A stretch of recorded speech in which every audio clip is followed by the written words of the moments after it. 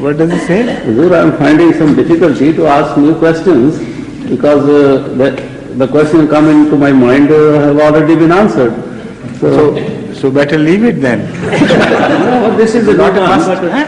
Pardon? This is a new one which I am asking, but I am having difficulty for that purpose.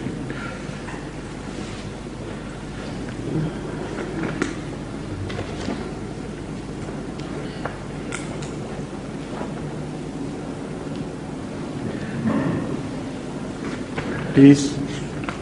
It is written in the Holy Quran that Hazrat Adam alayhi salam was given the knowledge of certain names or isma. Asma. Isma. No, Asma. Asma. Could Hazur kindly explain its meaning? That requires a long answer, longish answer in fact. That already I have dealt at various places.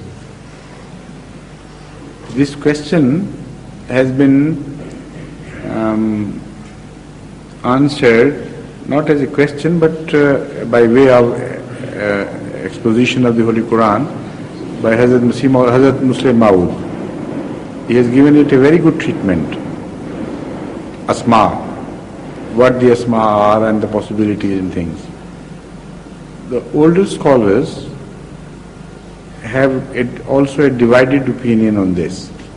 Some people think that by Asma it was meant that Allah Ta'ala told Hazrat Adam all the names of various animals and creatures.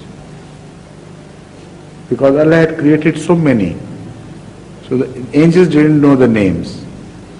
So whenever Allah asked, Allah made an animal appear before Hazrat Adam and angels, they were sitting on one side and Allah was sitting in as if, in the center and taking a test, giving a test to them. So whenever Allah said, answer this question, an animal appeared. And Allah said, what is the name? So the angel said, no, we don't know. And Hazrat Adam said, yes, I know, there's a lion. For instance, that is a khargosh and that is this and that is that. So the contest was won by Hazrat Adam alayhi salatu wasalam. And the angels then said, oh our Lord, you never told us, how could we learn? So that was that. Some people say, more knowledgeable and who have gone deeper into this question, that by Asma it means attributes of Allah. And those attributes were told to Adam by Allah. And when he asked about the attributes, the whole attributes could not be covered by the angels, while Adam knew of many more attributes because he was told of more attributes. This aspect has been further expanded and enlarged most beautifully by Hazrat Muslim Maud. And he has explained at length. And in fact, he has taken this cue from Hazrat Muslim Maud. Most of Tafsir Kabir has its cues from Hazrat Muslim Maud writings. He just drops a hint and passes on to other subjects, and it is for the scholarly and godly people to pick up the hint and enlarge it. So originally this was Hazrat Muslim Maud's own commentary.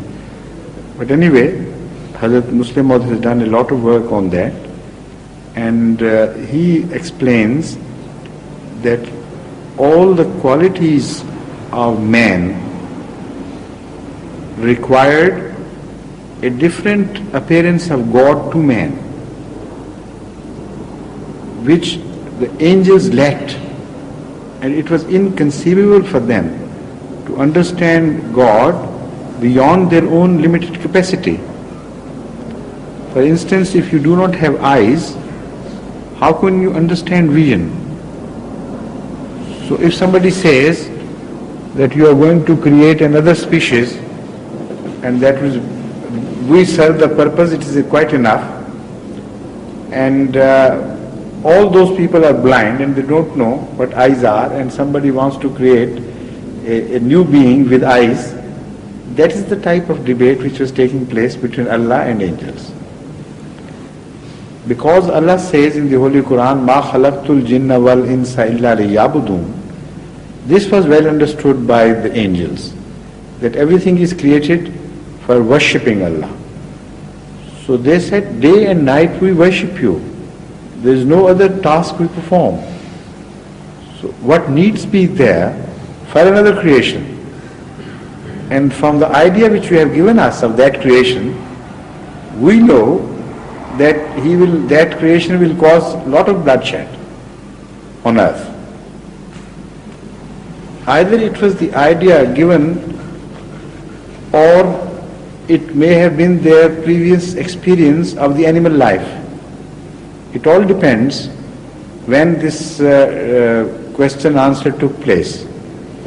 If it took place before the creation of life at all, then we must infer that Allah Ta'ala told Hazrat Adam what type of animal was about to be created.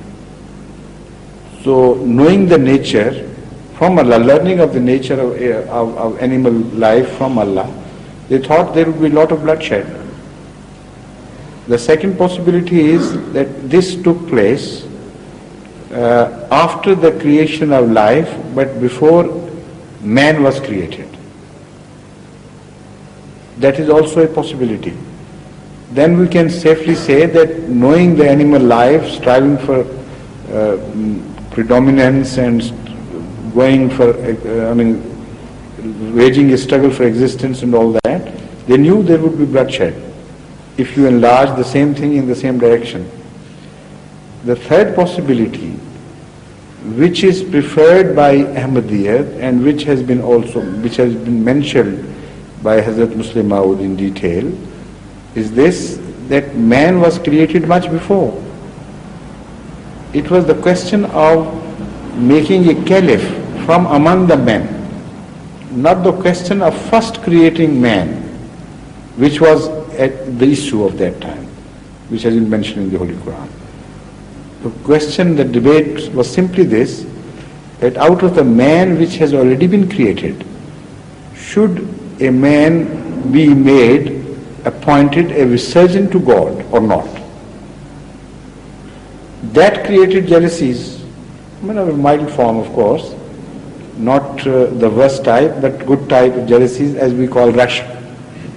So the angel said, what needs be that, not what needs be there for this, because we are worshipping you and we know the human beings, the Homo sapiens, they are so bloodthirsty, they kill each other, and if a new order is created from among them, there will be a lot of bloodshed and loss of life and disorder. So why to go for that? This was the advice of the angels. So Allah told them that you do not know the reason why, I know better. Now here the question of Asma, as you have put in, comes in, and that should be answered by an Ahmadi in view of this latest explanation, not in the previous possibilities. In the light of this explanation, Allah wanted to demonstrate it to the angels that your concept of me, that is Allah, is a limited concept. And it is for none to conceive of me, but only to the extent that I permit him. And it has a direct relationship between the capabilities of a creature and the flight of his imagination. That would determine what sort of God appears to him. So because I have created you in a limited manner as compared to human beings, although you look down upon them as completely negligent of their duty of worship to me, and they don't know, in fact, that there is a creator for them, so you don't know what is going to happen. I have given them potentials to know me much better and in a much wider sense than you do, because they have a choice. They can take the right course and the wrong course. They can make mistakes. Then they can come to me for seeking forgiveness after having sinned and erred, while the angels don't do that. They have no choices. And the progress which is made only after an option being given, that development of mental faculties and other faculties, that also was lacking in angels, because there was no struggle between right and wrong.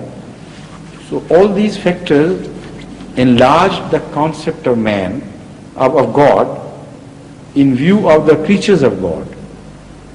And these are the asma which were told to Adam. That is to say, some attributes of Allah which were not only unknown but inconceivable by angels, which only came into being when a relationship was established between man and God. That is the first meaning of asma.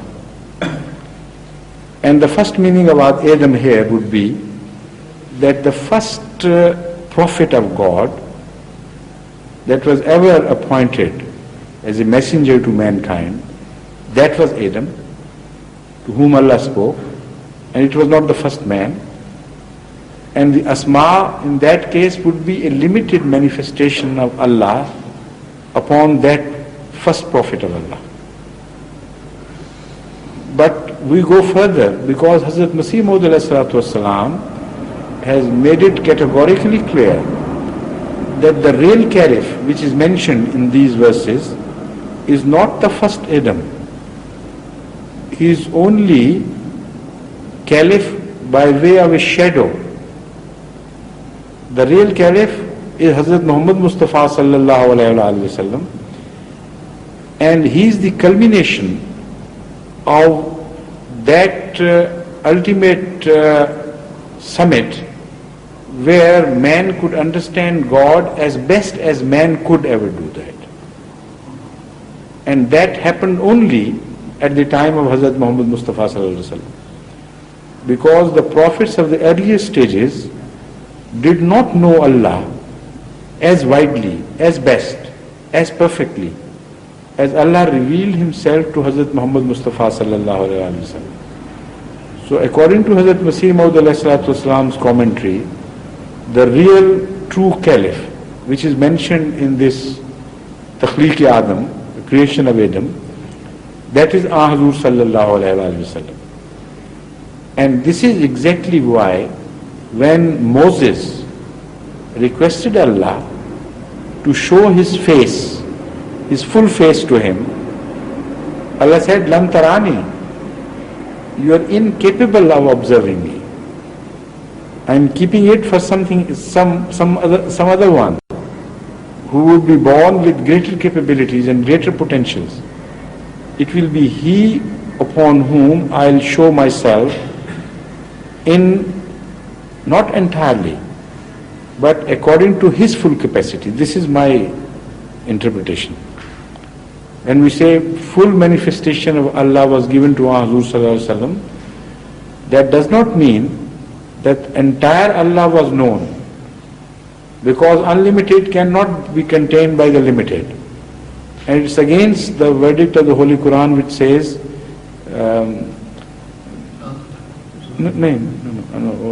Surah Ayatul Kursi wali,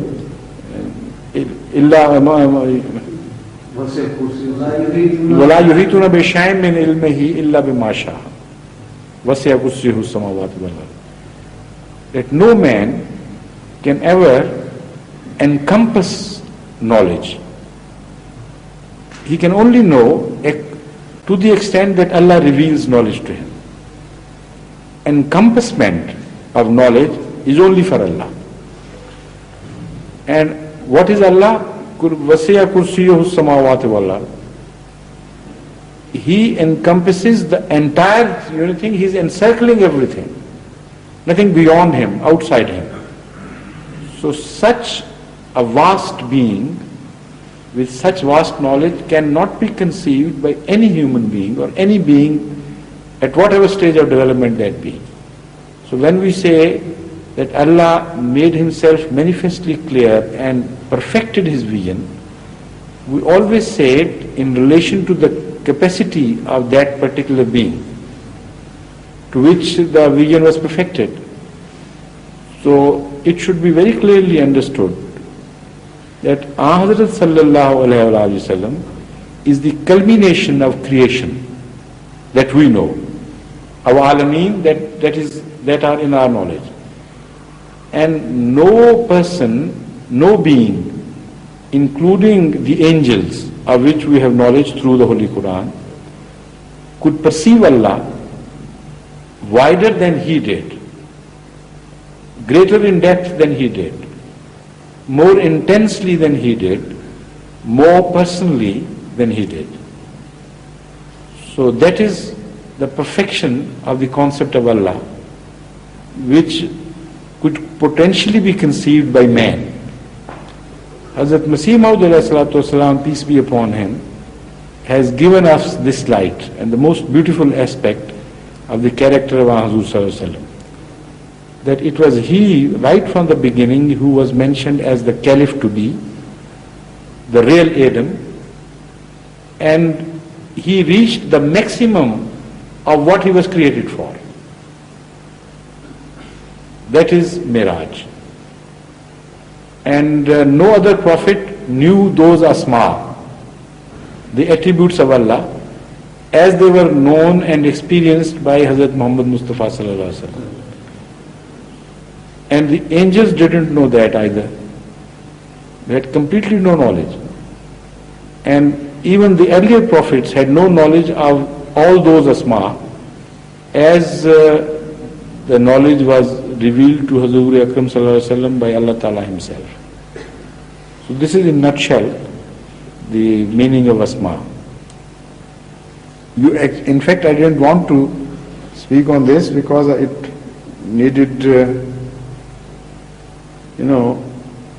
more time than I have devoted to it. But you very cleverly drew me into it. Pardon? I did not know it was required such a long one. But you know all your questions very well, and you have been telling me that some of your questions are long and require short answers, and some of your questions are short and require long answers. Have you not been telling me this yourself? Pardon? That is the past. Okay. Question